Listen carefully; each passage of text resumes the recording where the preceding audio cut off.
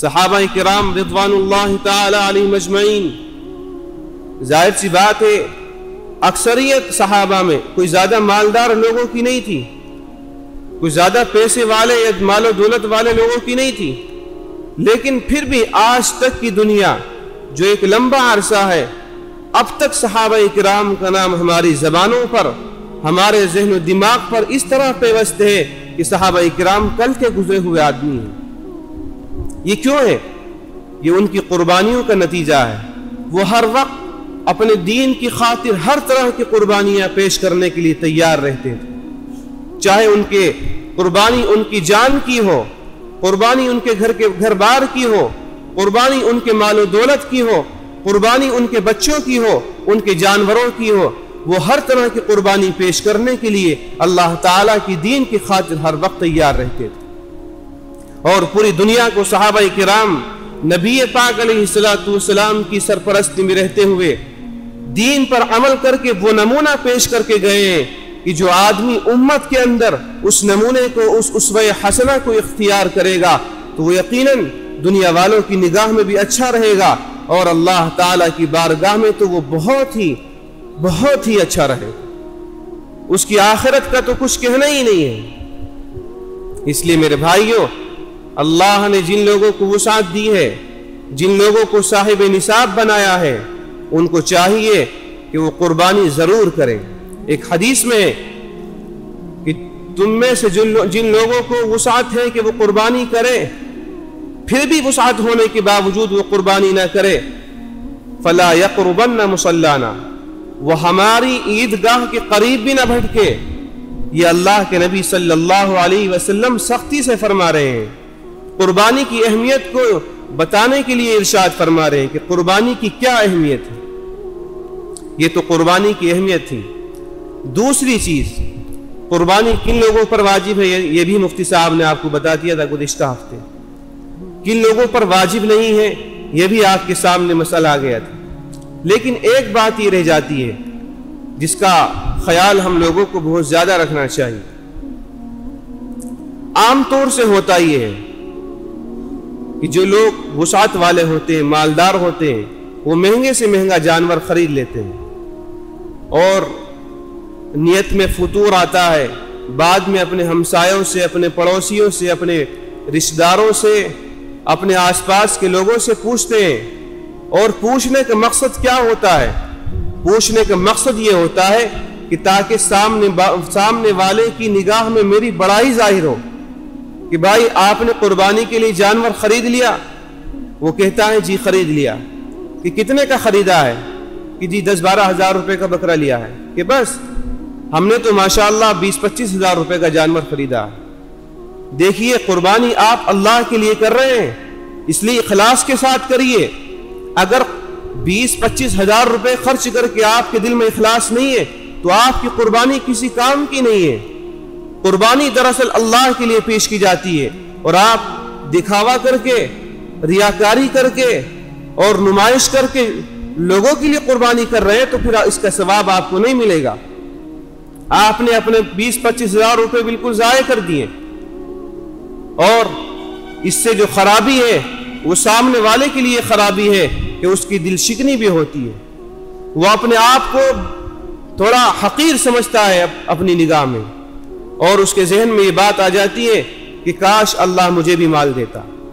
پھر اس کی نیت میں طرح طرح کی بھی فطور آ سکتے ہیں۔ بہرحال اس کا خیال رکھیے کہ آپ کو اللہ نے جتنی بھی وسعت دی ہے، جتنے بھی پیسے کا آپ جانور خرید سکتے ہیں خریدیے، لیکن آپ اس کی ریاکاری نہ کریے، بلا وجہ لوگوں کے سامنے اس کو ظاہر نہ کرتے پھریے۔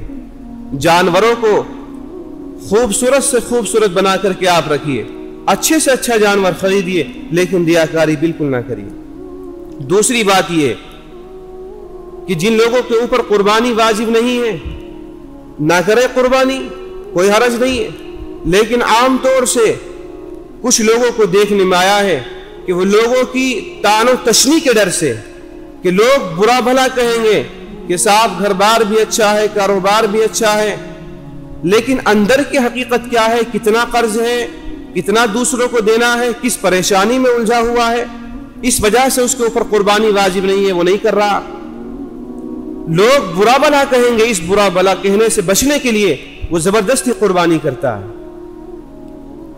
دیکھیے قربانی جب واجب نہیں ہے تو آپ قربانی نہ کریں، اگر آپ کو کرنی ہے تو آپ نفلی قربانی کر لیں، اپنے اوپر واجب سمجھ کے آپ قربانی نہ کریں۔ اگر آپ کریں گے قربانی واجب نہ ہوتے ہوئے تو وہ قربانی واجب نہیں ہوگی، وہ نفلی ہوگی۔ اور تیسری چیز یہ آتی ہے کہ دیکھیے جب قربانی کرتے ہیں تو ہماری شریعت اسلامیہ کا تقاضا ہے کہ مکمل صفائی ستھرائی کا خیال رکھا جائے۔ اسلام کی تعلیم ہے النظافۃ جزء ایمان، صفائی ایمان کا حصہ ہے۔ آدمی کے اندر اگر دین کے تمام شعبے پائے جاتے ہیں لیکن صفائی کا ایک اہم شعبہ اس کے ذہن میں نہیں ہے، اس کا مزاج میں نہیں ہے، تو پھر وہ مکمل دیندار نہیں ہے، کامل ایمان والا نہیں ہے۔ اس لیے آپ قربانی کریں تو اس کے چاہے خون ہو، چاہے گوشت ہو، چاہے اور جو آلات ہوتے اوجڑی وغیرہ یہ فضلات ہوتے چاہے ہو، کوئی بھی چیز ہو، کہیں عام شاہراہ پر، عام راستے پر یا کسی گزرگاہ پر، کسی کے گھر کے سامنے، کسی مسجد کے قریب یا کسی اور عبادت گاہ کے قریب کہیں نہ ڈالیں، بلکہ اگر آپ کر سکتے ہیں تو مکمل ذمہ داری سمجھتے ہوئے، بہت ہی احتیاط کے ساتھ، مکمل احتیاط رکھتے ہوئے آپ شہر کے باہر جا کر کے گڈھا کھودیے اور وہاں اس کو بہت ہی احتیاط کے ساتھ دفنائیے۔ جس طرح سے آپ گوشت استعمال کر رہے ہیں احتیاط کے ساتھ، اسی طریقے سے اس کے دیگر اعضاء کو بھی احتیاط کے ساتھ دفنانے کا آپ کام کریں، کیونکہ ان 3 دنوں کے اندر پوری دنیا میں قربانی ہوتی ہے۔ ہر آدمی اگر یہ سمجھے کہ میری ایک بوٹی پھینکنے سے کیا ہوگا، میری ایک اوجڑی پھینکنے سے کیا ہوگا، میری تو اوجڑی ہے، ذرا سی اوجڑی ہے، نالے میں بہہ کر چلی جائے گی۔ دیکھیے جس طرح آپ سوچ رہے ہیں اس طرح آپ کا پڑوسی بھی سوچ سکتا ہے، اس طرح بہت سارے لوگ سوچ سکتے ہیں۔ بتائیے جب ہر آدمی یہ سوچے گا کہ میری ایک بوٹی ڈالنے سے کیا ہوگا تو پورا ٹرک اور پورا وہاں ڈھیر لگ جائے گا، گندگی پھیلے گی، بدبو پھیلے گی، لوگوں کو تکلیف ہوگی اور پھر اس سے ماحول بھی خراب ہو سکتا ہے خدا نخواستہ۔ اس لیے قربانی کر رہے ہیں تو آخر تک ذمہ داری نبھائیے، اسلام کی تعلیم ہے یہ۔ اور ایک چوتھی چیز یہ ہے کہ جب ہم قربانی کریں تو عام طور سے مزاج بنا ہوا ہے کہ اس کی تصویر لیتے ہیں، اور پھر جب تصویر لی جاتی ہے تو فیس بک پر، واٹس ایپ پر اور نہ جانے کہ کس طرح سے اس کو دوسری جگہ بھیجا جاتا ہے۔ اب آپ بتائیے کہ فیس بک پر صرف مسلمان ہی ہیں، واٹس ایپ پر صرف مسلمان ہی ہیں؟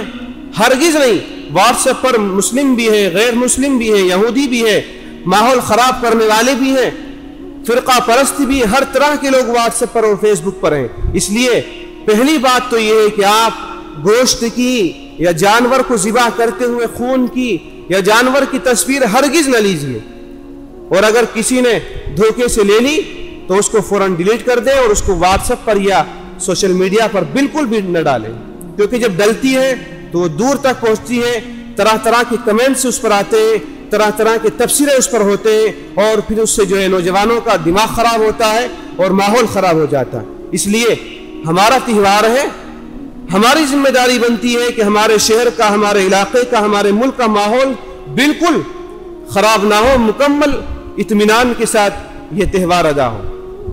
اور ایک آخری چیز یہ ہے کہ گوشت کی جب تقسیم ہو تو آپ اس کے 3 حصے کر لیں، غریبوں کا ضرور خیال رکھیں، اپنے رشتہ داروں کا خیال رکھیں اور اپنے گھر میں اس کو گوشت کو استعمال کریں۔ اللہ تعالیٰ ان تمام باتوں پر عمل کی توفیق عطا فرمائے۔ وآخر دعوانا ان الحمدللہ۔